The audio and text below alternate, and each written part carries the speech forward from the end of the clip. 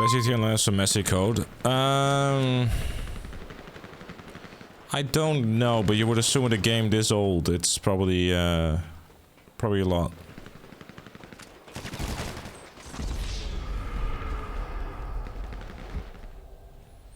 Because I think, like, you know, I mean, I don't know anything about coding, but one would assume that given the age of the game and how much they've added to it and never really built the game to be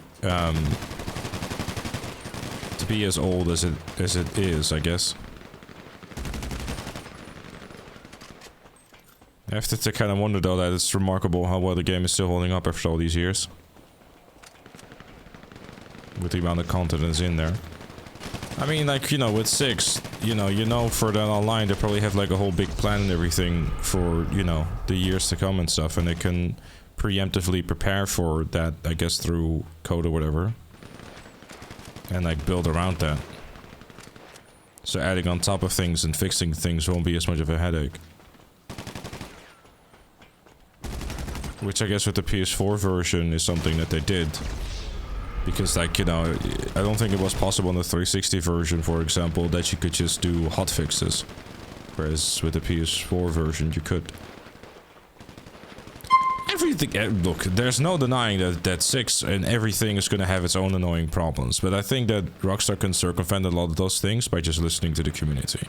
It's going to be interesting because, like, you know, in many ways, most people, if not all people, are going to have the similar kind of patience as they have with GTA Online. Given the fact that it's the only thing around, right? What if GTA 6 is done and they're just building online right now? It wouldn't surprise me, really.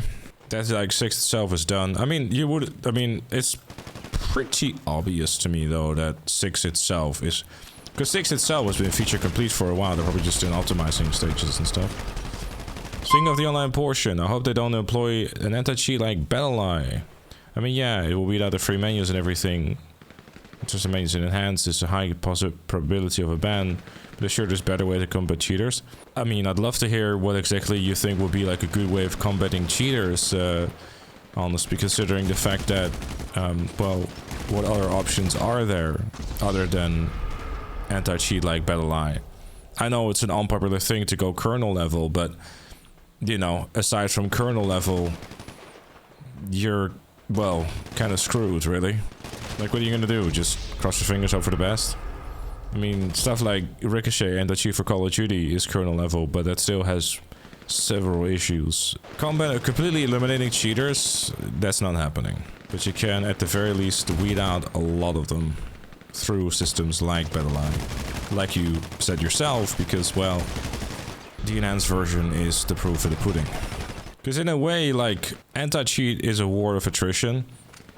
Because you try to combat all the cheaters by making a deterrent of like, hey, don't do this or else you're gonna get banned. And those who are stubborn enough to continue on with the menus, they at some point will then end up going like, okay, so this is account number 20, you know what, this might actually not be worth my time. I don't think there's an anti-cheat out there, maybe except for Valorant, but even that has cheaters. Where it's like 100% foolproof. Because the length and stuff that people will go through in order to cheat, because that is such a humongously large business, how much money is made with that. I mean, there's several cases of GTA Online menu makers who've become literal millionaires. Because they were selling those menu cheats. So as long as they're, especially like money is a great motivator, you know what I mean? That's why I'm proud to announce today's sponsor. No, I'm just kidding.